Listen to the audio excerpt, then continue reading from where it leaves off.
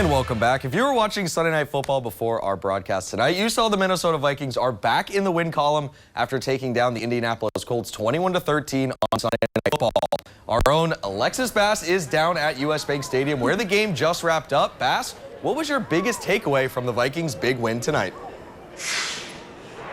Oh, so many things, Daniel. As we know, it was ugly and it was pretty. We waited all night for Sunday night, and we sure got that matchup. While it was no Colts versus Vikings greatest comeback in the NFL, it was the tale of two Vikings teams, one that was ugly in the first half and much prettier in the second half. The Vikings plagued by missed field goals and turnovers in that first half, one where Sam Darnold failed to convert and one where the O-line was not doing their jobs well at all. So the Vikings knew that they had to figure it out in the second half and gain some life. And let me tell you, they sure did.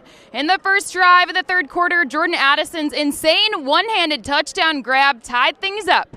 You could feel the momentum move here in the bank after that. The next score belonged to Jalen Nailor, and that's where the Vikings took their first lead of the game, 14-7.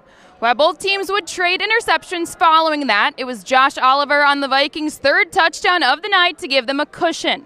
Despite Darnold's turnovers, he made decisive plays when it mattered, leading this team to a 21-13 victory over the Colts.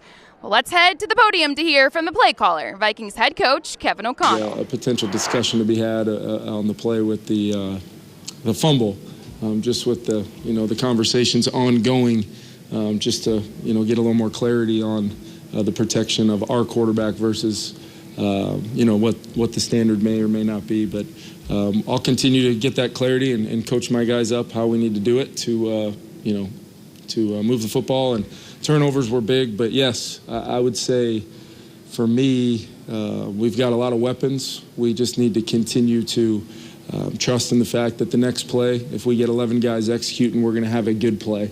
And then stacking those, I thought our third down execution, getting to 50% for the day, was critical, including Speedy on his touchdown catch, which was really nice execution by the guys, and Sam specifically hanging in there and making a big-time throw. Average looks you guys got for Justin tonight. Yeah, Daniel, the numbers didn't do the talking when you look at the box score for Sam Darnold, but they were able to figure it out. They travel to a much warmer place next week when they go to Jacksonville and visit with Trevor Lawrence and the 2-7 Jags. That's next Sunday. That one will kick off at noon. But let's take a look at an updated version of the NFC North standings after Week 9 here. Dan Campbell's Lions kept the top spot after their big win over the Packers. The Lions are now 7-1. Below them are the Vikings right here at 6-2, followed by the Packers, who are now 6-3.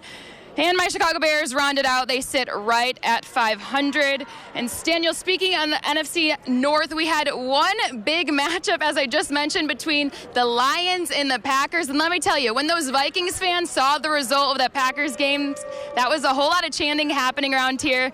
But I'll let you take care of that one and send things back to you. Thank you so much, Alexis. And